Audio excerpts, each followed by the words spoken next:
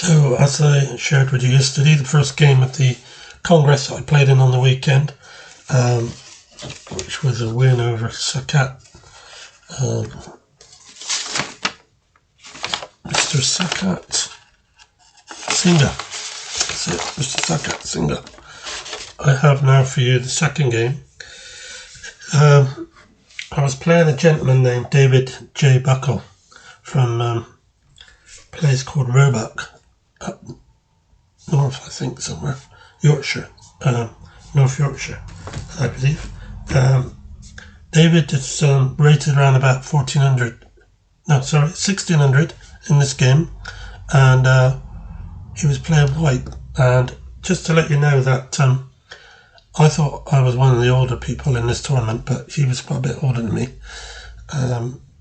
77 in fact, and so this was a sort of a battle of the oldies in one way, because you could probably count on your hand how many of us that there were there aged over 70, and David was 77, so he was one of the oldest men there, I think.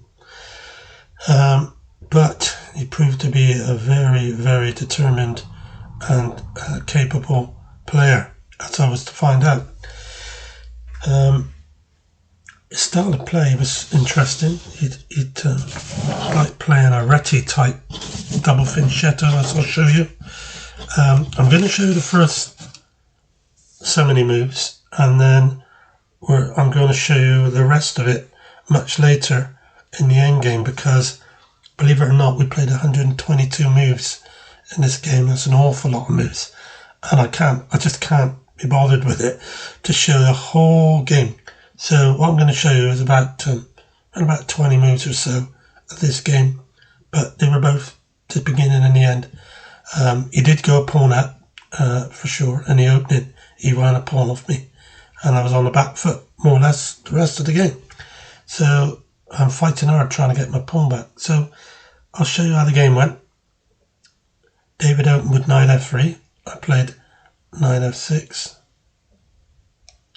b3, g6, bishop g2, bishop d2, bishop f7, c4, castle, g3, d6, bishop g2, e5, d3 to prevent the pawn going on any further, c6, that's to help stunt the bishop on g2 from being able to do any damage down that diagonal towards a8. He's played his other knight out to d2. I put my other knight out to d7. He's castled, and I've gone knight to e8.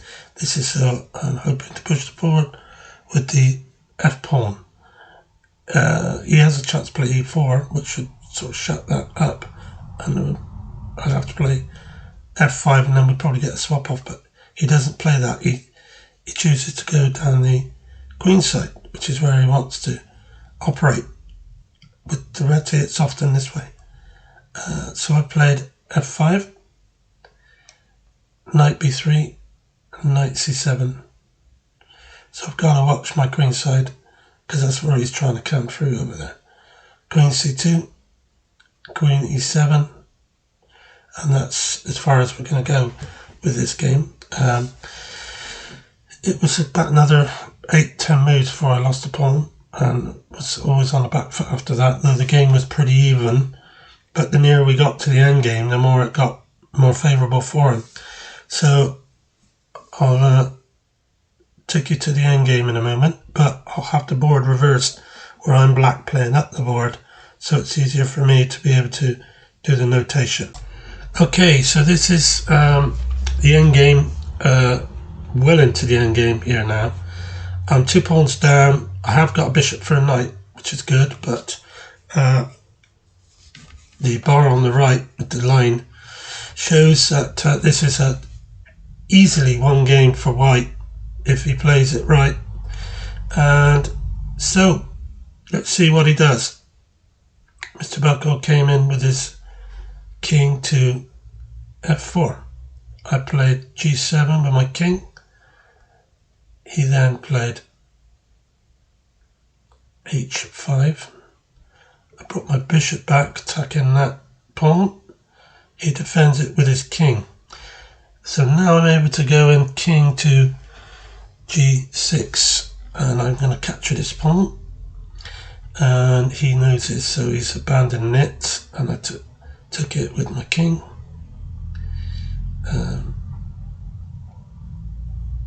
He went king to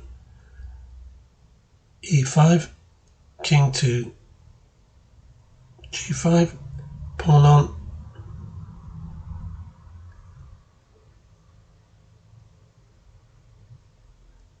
bishop in to defend that square so he can't push it any further.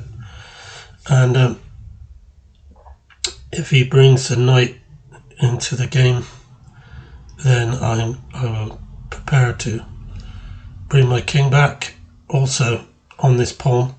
So if he tries to leave that pawn under the protection of the knight, I can move my king to force the knight away, and also play my bishop up to b3 to take that pawn over there. So it should be okay now, but I don't know. We have to see. Let's see what happens next. So he's abandoned this pawn also. So yeah, he's making a run for the other pawn. He believes he can win it by getting that pawn. So I took it. He went over, bishop back to b3.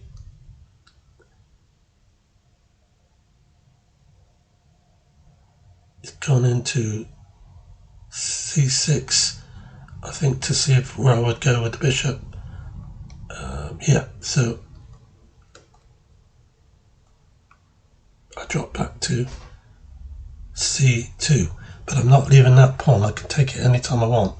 So as he goes up to try and take the a pawn, I took bishop takes a4, and he looked at me quite surprised and said, "Oh, I think it's drawn now." And I said, "Yes, it's drawn." So we had a draw.